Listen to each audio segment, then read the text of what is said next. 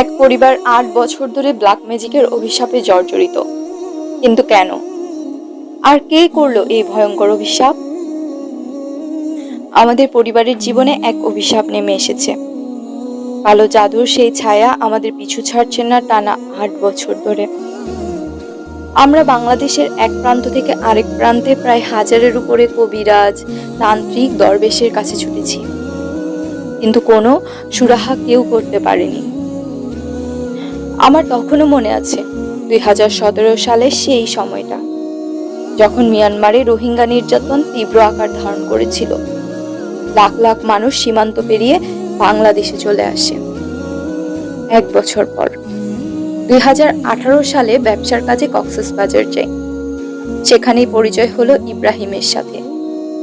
ধীরে ধীরে বন্ধুত্ব জমে উঠল, আর এক সময় তাকে আমাদের পরিবারের এই কালো অধ্যায়ের ঘটনা জানালাম। ব্ল্যাক ম্যাজিকের কুপ্রভাবে আমরা কতটা বিপর্যস্ত আমি সেটাই তাকে বললাম। কয়েক সপ্তাহ পরে ইব্রাহিম আমাকে ডেকে বলল, দেখ ভাই, আমার বোনের স্বামীও এক সময় এমন কালো জাদুর ফাঁদে পড়েছিল।